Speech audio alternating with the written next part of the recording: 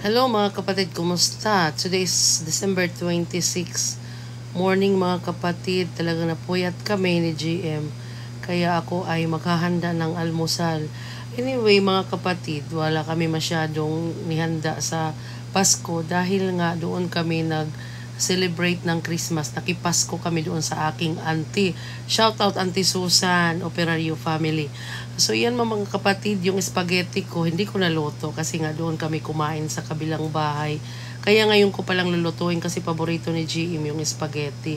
Itong spaghetti din mga kapatid, libre to. After that kapatid, nung wala pala akong hotdog, pumunta ako doon para bumili ng hotdog. Dinaanan ko ang aking lola. Ang aking lola kasi ay may padala yung aking kapatid na si Ato. May pamaskuhan siya.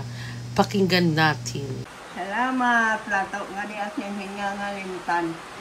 Hingga ginto man, alim ha, promise. Salamat. So dahil walang akong hotdog, dumaan na lang ako malapit sa kanila na tindahan. Bumili ako ng hotdog at niloto ko yung spaghetti. Ginising ko naman si GA mga kapatid para kumain. Dahil bala kong pumunta ng bayan. Pero na 9 o'clock na pala. Pag maliligo pa kami 10, sobrang init na. So hindi na kami natuloy. Ito mga kapatid, tira ko na cake lang binili ko. Hindi na ako bumili, gumawa ng mga kakanin. Dahil dalawa lang talaga kami ni GM nakakain. Si tatay hindi siya masyado rin sa sweet mga kapatid. Ayan, 3 o'clock na ng hapon. Sabi ko kay GM, pumunta na kami ng bayan. Sa dami namin ginawa, hindi ko na na-videohan. Ayan, kumain kami sa Jollibee, nagutom siya. At inantay talaga namin maging gabi mga kapatid dahil ang ganda ng plaza ngayon sa Boronga na puno-puno ng ilaw. Ang ganda ng pagkakadesign nila sa mga ilaw. Marami din ang mga tao mga kapatid. Ayan, tingnan niyo, parang 4 yan na pa-circle na parang north, east, west, south, merong ganyan. So, hindi ko lang, siguro mas maganda makuhaan doon sa taas. Dami nagpapapicture, mga kapatid. Tapos dito sa bandang kilid, merong kapihan na truck. Truck ba yung tawag yan? May kapihan dyan, mga kapatid. Kaso lang, busog na kami galing sa Jollibee. Kaya in-enjoy ko na lang pag-video na to. Alam nyo na mga kapatid, memories. O, di ba ang ganda? Tapos doon sa mga gilid-gilid din, may mga tinda-tinda ng mga damit, mga sapatos. Kung tawagin sa dati, Baratillo. Ayan, the city of Borongan. So, ayan mga kapatid, enjoy yung mga bata. At ako nga na tigols na eh. Nag-enjoy din ako mga kapatid. Parang simple siya pero ang ganda panoorin. Pag uwi namin sa bahay, yung in-order kong isda na fresh ay kinuha ko. So, kahit gabi mga kapatid ay nag-flashlight ako para kumuha ng mga sili.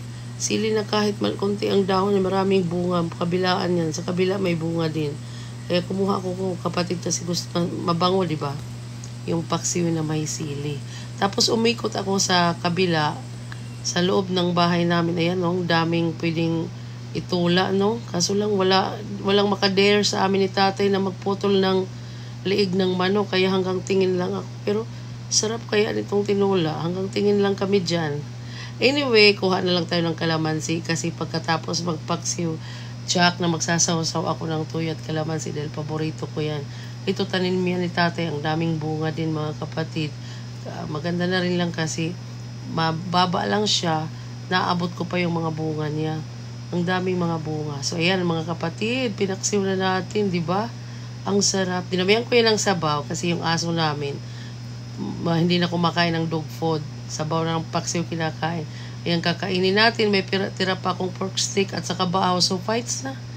Kain tayo mga kapatid. Ang sarap ng isda.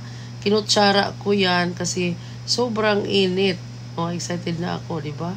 Fresh na fresh. Sa ibang lugar, hindi ako nagpapaksiw kung hindi presko ito kasi parang may amoy pag hindi presko mga kapatid. So, na-enjoy ko talaga yung kain. Din mga kapatid, di ba? Hindi ako naghanda. Yung gagawin naming mango float, kinain na lang namin ng fresh kasi doon kaya anti-kompleto ng dessert, may mango float, may salad, kaya hindi na ako nag-prepare dito sa amin. Saka yung ref namin hindi lumalawig, ewan ko ba, nilinisan ko yan, preparation para sa Pasko.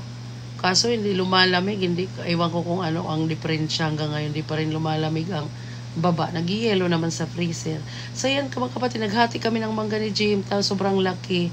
Yun lang po. Maraming salamat. Please like and subscribe.